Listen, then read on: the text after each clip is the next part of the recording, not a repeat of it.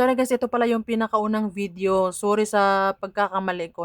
Ito kasi yung napagtagni-tagni kong ano, pinagtagni-tagni ko yung oras. Oh, pakitingnan mo na lang yung araw na tinuro ng oras.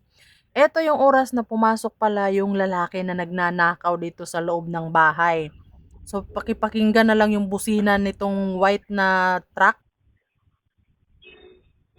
So, yun ang busena nung pick-up truck na dumaan, yung kulay puti. Yun din yung time na nasa loob yung lalaki na 'to, itong naka-arrow dito na may circle. So, nandiyan siya nagmumuni. Hindi pa siya nakikita agad sa camera dahil nasa may malapit sa gate pa siya mismo.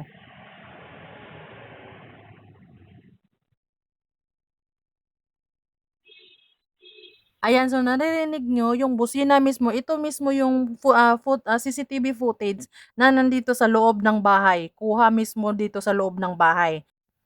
Ayan, so ito yung time na hindi niyo pa siya nakikita dito sa harapan mismo, dito sa may sliding door. Dahil ito din yung time na nagmumuni-muni siya dito sa pinaka dulo or pader kung tawagin. Nandito siya sa may bandang pader. Kaya hindi pa siya makikita dito sa CCTV mismo. Hindi pa siya makita dito. So dito sa, ayan, so dito naman, naka-zoom in na siya.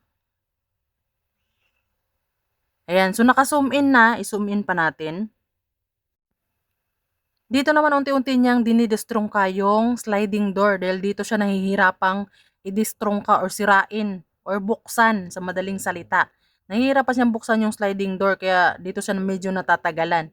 Ang galing talaga ng magnanakaw na to. At dito naman sa bandang to nakapasok na siya. Alam niyang may CCTV camera kaya lumingon ulit siya dito sa may pinto.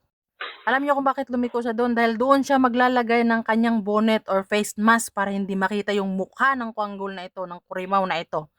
Maglalagay siya ng face mask bago niya pupuntiriyahin yung CCTV. Napakagaling talaga kaya mag-ingat-ingat yung mga homeowners dyan. Lalong-lalo na Pasko ngayon. Kailangan ng mga kawatan na yan ng pera para sa mga bisyo nila. Alam nyo na yun. Kaya naku, dobling ingat, tripling ingat, quadruple pa na ingat yan dapat gawin nyo. Tingnan nyo yan, tirik ng araw pero nakuha nilang pumasok or manloob ng bahay ha. Nakuha nilang pumasok sa bahay ng may bahay. Alam mo, ang gagaling.